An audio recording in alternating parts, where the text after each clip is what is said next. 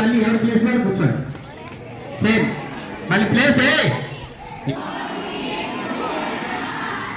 అందరూ కూర్చున్న దగ్గరే ఉండి కళ్ళు మూసుకోండి. స్టాఫ్ కూడా మీ కుర్చీలోనే కూర్చుని కళ్ళు మూసుకోవాలి. అందరూ కళ్ళు మూసుకోవాలి. Close your eyes, close your eyes, don't open your eyes, close your eyes. కళ్ళు తెరుస్తున్నారు. ఇంకెవరో స్కూల్లో ధ్యానం చేస్తాం కదా, రైట్, మీరు కూడా వెళ్ళాడు. కూర్చో, నిటారు కూర్చోవాలి, వంగిపోకూడదు, స్ట్రైట్ గా కూర్చోవాలి, కళ్ళు మాత్రం తెరవకూడదు. ఇప్పుడు మనం ధ్యానం చేస్తున్నాం.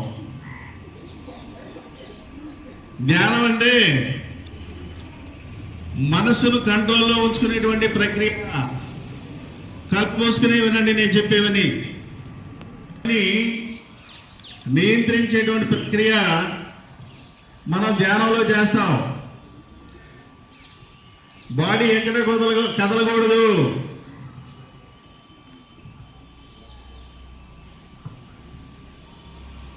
కళ్ళు తెరవకూడదు. శ్వాస నిలపాలి. కళ్ళు మూసుకునే చేయాలంతా. శ్వాస పైన ధ్యాస నిలపడం అంటే ఉచ్ఛ్వాస నిశ్వాసాలను గమనిస్తూ ఉండాలి. ఉచ్ఛ్వాస నిశ్వాసాలను గమనించడం అంటే తీసుకునే శ్వాస ఏ విధంగా ఉంటుంది, విడిచే శ్వాస ఏ విధంగా ఉంటుంది గమనిస్తూ ఉండాలి. కదలకూడదు.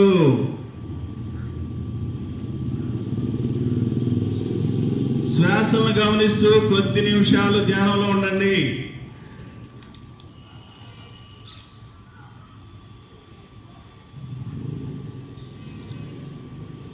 ఎవరైతే చక్కగా మెడిటేషన్ చేస్తారో వారికి బ్రెయిన్ ఇంప్రూవ్ అవుతుంది,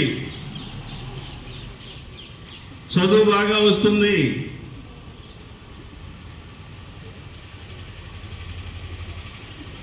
కదలకూడదు, ఏమి చేయకూడదు, నిశ్చలంగా ఉండిపోవాలి, నిటారుగా కూర్చోవాలి, ముందుకు వంగిపోకూడదు, స్ట్రైట్ గా కూర్చోవాలి. What is meant by yoga? యోగాని ఎవరు మనకు అందించారు? యోగ సాధన ఎలా చేయాలి, చేస్తే కలిగేటువంటి ప్రయోజనాలు ఏమిటి అనేటువంటి విషయాలు తెలుసుకుందాం. యోగా అంటే ఏక పదార్థంలో కలయిక. ఏమిటా కలయిక అంటే మనసు శరీరాన్ని కలిపి ఉంచి చేసేటువంటి ప్రక్రియ. అంటే ఒక మనిషిలో 4 భాగాలు ఉన్నాయి. 1 శరీరము, 2 ప్రాణము, 3 మనస్సు, 4 బుద్ధి. ఈ 4 కలిసి ఉండాలి. శరీరం అందరికీ ఉందా? ప్రాణం ఉందా? ప్రాణం ఉంటేనే ఇక్కడికి వచ్చాము, లేకపోతే ప్రాణం లేకపోతే ఏముండదు, చల్ల ఉండదు. మరి ప్రాణాన్ని ఉన్నటువంటి దేహాన్ని కదల్చడానికి మనసు ఉంది. ఇటువైపు చూడాలి, దిక్కులు చూడకూడదు, నా వైపే చూడాలి. మనసు ఉంటేనే మనం ఏదో పని చేస్తాం, మంచి పని కానీ చెడు పని కానీ, ఏదర్ గుడ్ ఆర్ బ్యాడ్. మరి మంచి పనులు చేసి గుడ్ రిజల్ట్ని, మంచి ఫలితాలను పొందాలి అంటే దాన్ని సరైనటువంటి క్రమంలో నడిపించడానికి ఏముండాలి అంటే బుద్ధి ఉండాలి. బుద్ధి ఉంటే, చూస్తున్నారా నా వైపే, బుద్ధి ఉంటే ఏ రోజు హోంవర్క్ ఆ రోజు చేస్తాం, ఎప్పుడు చెప్పిన పాఠాలు అప్పుడే చదువుతాం, ఎగ్జామ్స్లో చక్కగా రాస్తాం. FA1 తర్వాత FA2, SA1 ఇవన్నీ ఎగ్జామ్స్ వస్తాయి. SA2 వాటన్నిటిలో చక్కగా రాసి మంచి రిజల్ట్ని, మంచి ర్యాంక్ని తెచ్చుకుంటాం. దానికి యోగా అనేటువంటిది బాగా ఉపయోగపడుతుంది. యోగా ఏం చేస్తుందంటే శరీరంలో ఉండేటువంటి మాలిన్యాన్ని అంతా కూడా వైద్యుడు లాగా శుభ్రం చేస్తుంది. ధ్యానం చేస్తే మనసు ఇటువైపు చూడాలి, దిక్కులు కాదు. ధ్యానం చేస్తే మనసు సరిగా ఉంటుంది. ఆసనాలు చేస్తే శరీర ఆరోగ్యం బాగుంటుంది.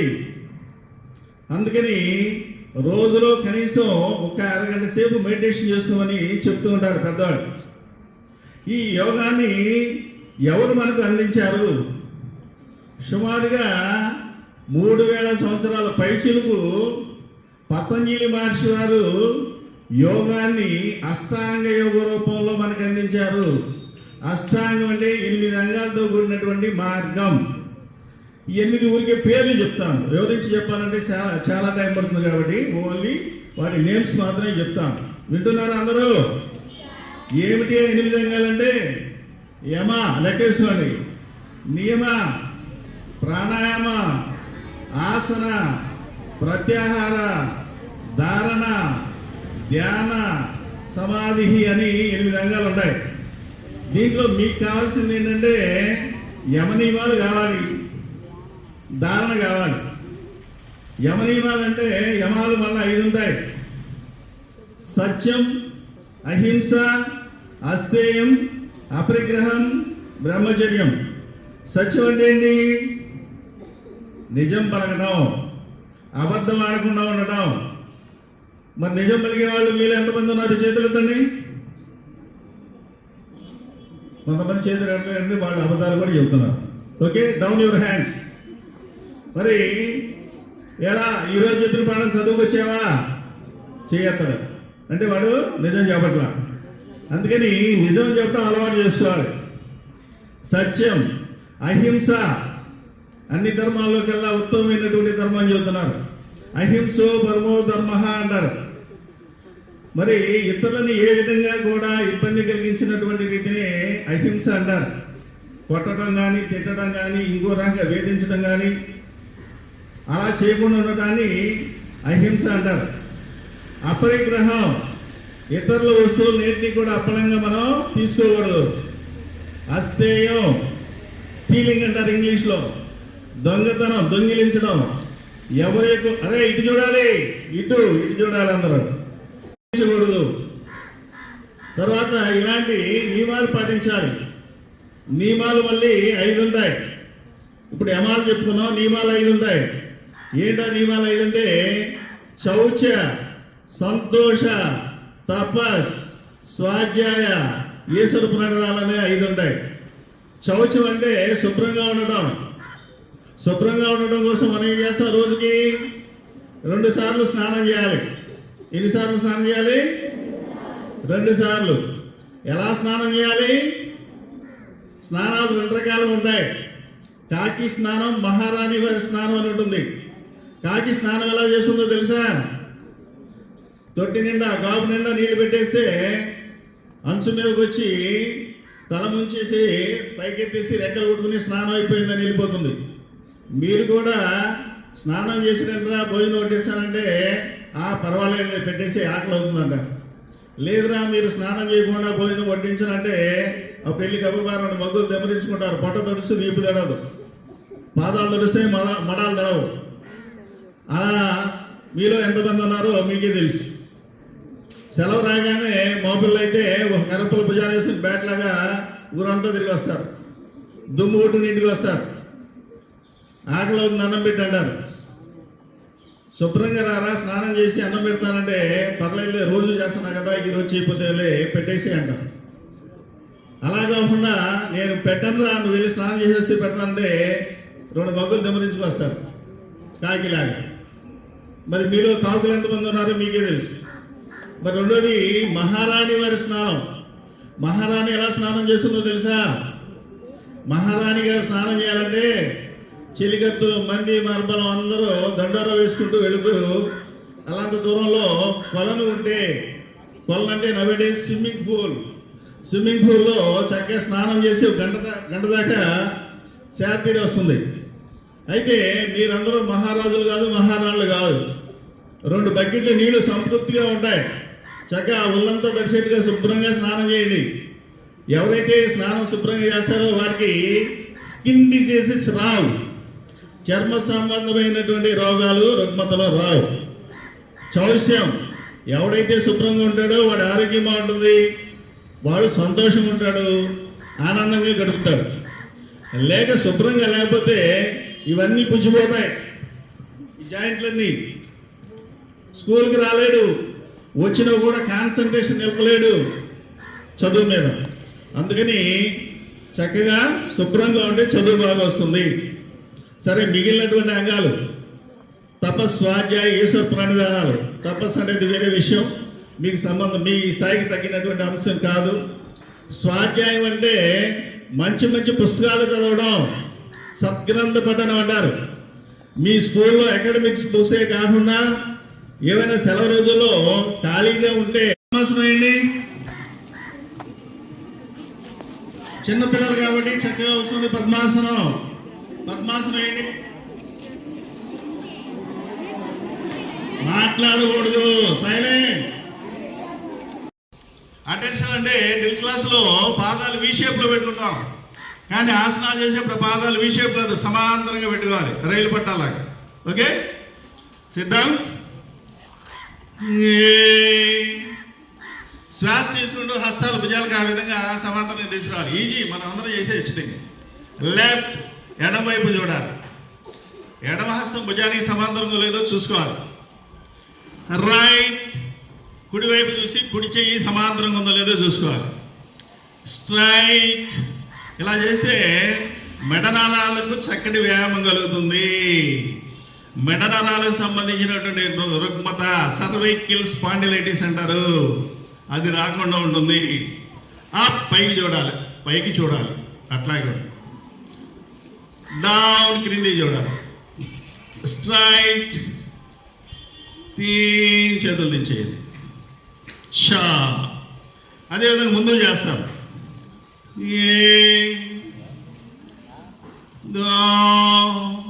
చేతులు పైకి తీసి వెళ్ళినప్పుడు గాలి పీల్చుకోవాలి, చేతులు కింద దించేటప్పుడు గాలి వదిలేయాలి. ఆ పైకి చూడాలి, డౌన్, క్రింది చూడాలి. స్ట్రైట్, తీన్, శ్వాసను వదిలేస్తూ హస్తాలను డౌన్ చేసుకోవాలి. షా, తెలుసా? అందరూ చూశారు కదా, వెరీ ఈజీ. డ్రిల్ క్లాసులో చెప్తూ ఉంటారు ఇవన్నీ కూడా. అందరు నుంచోండి, మరి మీరు కూడా చేద్దరు. అన్నా చేస్తున్నారు చూడండి ఎలా చేయాలి. మీరు ఎవరు మాట్లాడుతున్నా? పైకి, రే చేతులు పైకి. అన్నయ్య చూడండి ఎలా చేస్తున్నారు. ఆ పైకి చూడండి, ఆకాశం చూడండి. దాని క్రింది చూడండి. మాట్లాడకుండా చేయాలరా, మాట్లాడకుండా చేయాలి. స్ట్రైట్, తీన్, అన్నయ్య చూడండి. షార్, బుద్ధి నుంచి ముందుకు. మాట్లాడకూడదు, మీరు చేయడం పని. మాట్లాడుతురా, నేను చెప్తారా. చూడండి. స్ట్రైట్, తీన్, మొత్తం తీసేయకూడదు. అన్న ఎలా చేస్తున్నాడు. షా, ఇలా పొద్దున్నే లేచి దీన్ని ఎక్సర్సైజ్ 2 సార్లు చేస్తే దీన్ని ప్రాథమిక సాధన అంటారు. బాడీ యాక్టివ్గా ఉంటుంది, మైల్డ్నెస్ దూరం అవుతుంది. మైల్డ్నెస్ అంటే మగత. సోమరిపోతులు ఉంటారు, పొద్దునే లేవరు, అలాంటి వారు లేచి ఈ ఆసనం చేస్తే మంచిది. ఓకే, ఇంకొక ఆసనం చేసి చూపిస్తారు. అన్నయ్య ముందు చూడండి. దీన్ని పాదహస్తాసనం అంటారు. పాదహస్తాసనం ఎలా చేస్తారు ముందు చూడండి, చూసిన తర్వాత మీరు చేద్దాం. ఓకే, చూడండి. డెమో పాదహస్తాసనం. మీరు చూడండి రా, మీ తర్వాత మీ చేత తర్వాత చూపిస్తాం రా.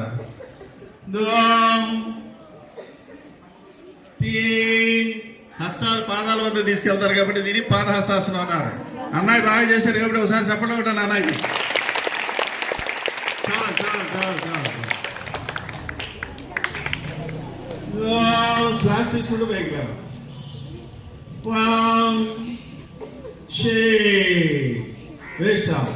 ఈ ఆసనం చేస్తే ఏం కలుగుతుందంటే పొట్ట తగ్గిద్దిరా.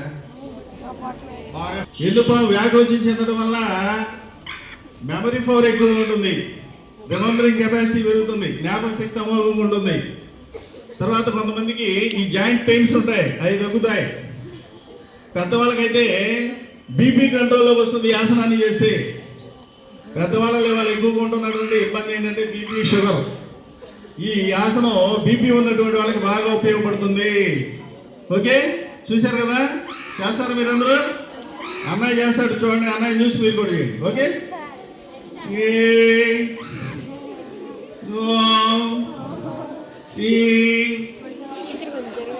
వంగాలి, అరచేతులు పాదాలు ఆనించాలి.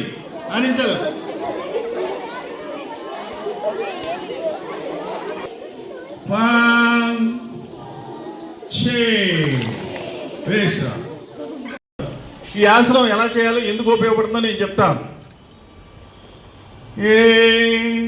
చూడండి రే, చూడరా, సరిగ్గా నుంచోరా, 2 కాళ్ళు ఒకసారి పెట్టిన శ్వాసను వదిలేస్తూ. ఇప్పుడు వామపాదము, వామహస్తము, ఎడమ కాలికి ఎడమ చేతిని తాకిస్తూ, వినరా రే, తర్వాత చేతి విను. ఎడమ కాలికి ఎడమ చేతిని తాకించాలి. Left leg, left hand.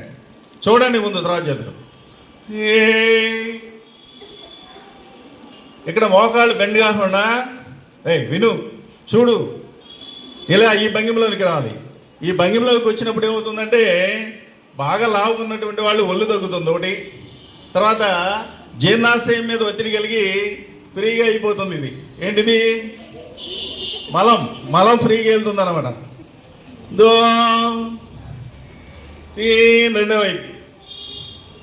అమ్మాయి బాగా చేశారు కాబట్టి ఒకసారి చెప్పలు పెట్టండి.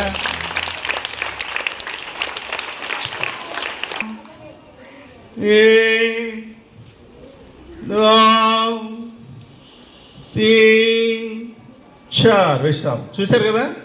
ఈ ఆసనం చేయి. పొద్దున్నే లేచి 1 గ్లాసు 2 గ్లాసులు మంచినీళ్ళు తాగి ఈ ఆసనం, దీని తర్వాత ఇంకో ఆసనం వస్తుంది, విలోమ త్రికోణాసనం అని. ఈ 2 చేస్తే మలబద్ధకం పోతుంది, ఫ్రీ మోషన్ అవుతుంది.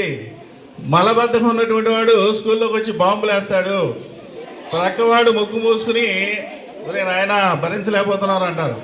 అలాంటి వారికి ఇటువంటి ఆసనాలు బాగా ఉపయోగపడతాయి. మరి ముఖ్యంగా మీకే చెబుతున్నాం, చక్కగా తింటారు, ఫ్రీగా బయటికి వెళ్ళదు, అక్కడి నుంచి గ్యాస్ ఫామ్ అయ్యి వదులుతూ ఉంటాడు, బాంబులు వదులుతూ ఉంటాడు. అలాంటి వాళ్ళకి ఈ ఆసనం బాగా ఉపయోగపడుతుంది. ఓకే, చేస్తారా మరి అందరూ? నుంచోండి, ఇలా అందరూ ఒకే భంగిలో ఉండాలి. చూడటానికి ఫోటో తీసుకోవాలంటే తీసుకుని మాస్టర్ అందరూ పైకి చూడాలి, మా వైపు కాదు, పైకి చూడాలి.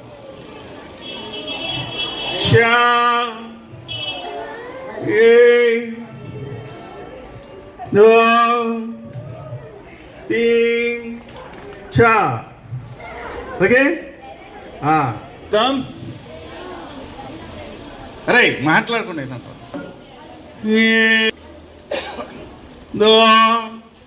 ఇందాకలాగానే ఉంది కదా, ఏం తేడా లేదు. ఇప్పుడు తేడా వస్తుంది, చిన్న తేడా వస్తుంది.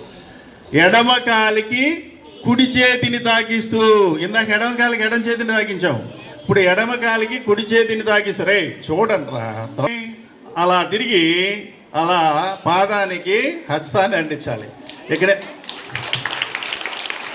Okay okay okay okay. ఉన్న మీద ఒత్తిడి వచ్చి జీర్ణాశయంలో కదలికి వచ్చి ఇది వెళ్ళిపోతుంది ఫ్రీగా.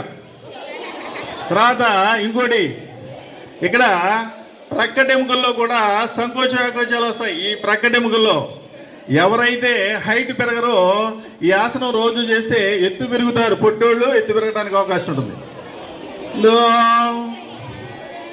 మాట్లాడొద్దు. రెండో వైపుకి ఇక్కడ ఇందా చెప్పినటువంటి ప్రయోజనాలే కాకుండా ఈ ఆసనంలో ఏమవుతుందంటే, పొట్టి వాళ్ళు, మరుగుజ్జు వాళ్ళు కాదు, పొట్టిగా హైట్ పెరగనటువంటి వాళ్ళు హైట్ పెరగడానికి ఆసనం ఉపయోగపడుతుంది.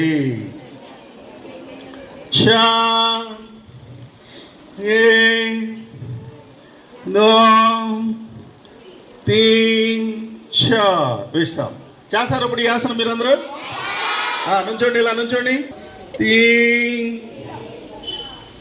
వామపాదము, దక్షిణ హస్తము, ఎడమ కాలికి కుడి చేతిని తాకిస్తూ, ఎడమ కాలికి కుడి చేతిని, విన్నారా?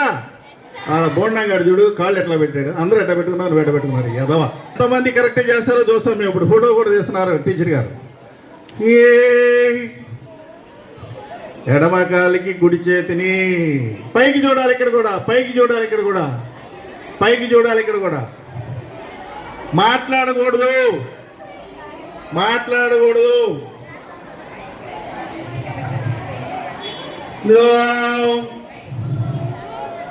తీన్ రెండో వైపుకి. ఏయ్, మాట్లాడొద్దండి. చా ఏ